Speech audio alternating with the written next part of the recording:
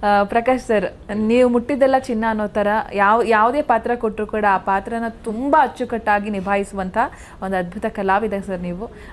ನಿಮ್ಮ ಕಾಂತಾರ ಆಗಿರ್ಬೋದು, ಸೂ from so ಆಗಿರ್ಬೋದು, ಹೀಗೆ ನೀವು ಯಾವ ಸಿನಿಮಾ ಮಾಡಿದರೂ ಕೂಡ ಅಲ್ಲಿ ಕಿಂಗೆ ಸರ್ ನೀವು.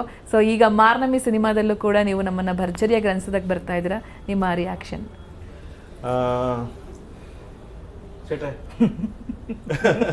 ಆ್ಯಕ್ಚುಲಿ ನಂದು ರಿಷಿತ್ ಸ್ವಲ್ಪ ಸ್ವಲ್ಪ ಹಳೆ ಪರಿಚಯ.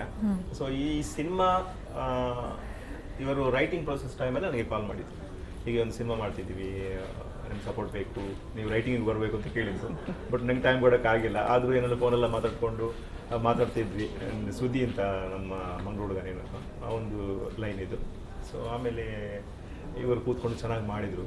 ನಾನೊಂದು 2 ದಿನ ಆದರೂ ಬರ್ತೀನಿ ಅಂತ ಹೇಳಿದ್ದೆ, ಅದು ಕೊಡೋಕ್ಕಾಗಿಲ್ಲ ಲಾಸ್ಟಿಗೆ.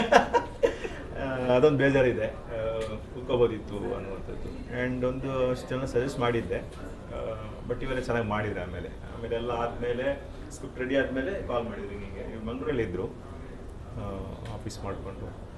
ಸೊ ಹೋಗಿದ್ದೆ, ನರೇಶನ್ ಕೊಟ್ಟರು, ಇಷ್ಟ ಆಯಿತು, ತುಂಬ ಖುಷಿ ಆಯಿತು. ಆಮೇಲೆ ಒಂದಷ್ಟು ಪಾತ್ರಗಳ ಬಗ್ಗೆ ಹೇಳಿದ್ದು, ಕಾಸ್ಟಿಂಗಿಗೆ ಹೆಲ್ಪ್ ಬೇಕು. ಸೊ ಒಂದಷ್ಟು ಪಾತ್ರಗಳಿಗೆ ಸಜೆಸ್ಟ್ ಮಾಡಿದ್ದೆ, ಅವರು ಈ ಸಿನಿಮಾದಲ್ಲಿ ಮಾಡಿದ್ದಾರೆ ಕೂಡ. ಸೊ ಒಂದು ಒಳ್ಳೆ ಸಿನಿಮಾ ನಾವು ಈಗ ಹೇಳಿದ್ರೆ ತಪ್ಪಾಗುತ್ತೆ, ಬಟ್ ನಮಗೆ ಧೈರ್ಯ ಇದೆ, ಒಂದು ಒಳ್ಳೆ ಕಂಟೆಂಟು, ಖಂಡಿತವಾಗ್ಲೂ ಇಷ್ಟಪಡುವಂಥ ಒಂದು ಸಿನಿಮಾ ಇದು. ಎಲ್ಲ ಇದೆ, ಏನು ಬೇಕು ಸಿನಿಮಾ ಅಂದ್ಕೊಂಡ್ರೆ ಎಲ್ಲ ಬೇಕು, ಅದೆಲ್ಲ ಇದೆ.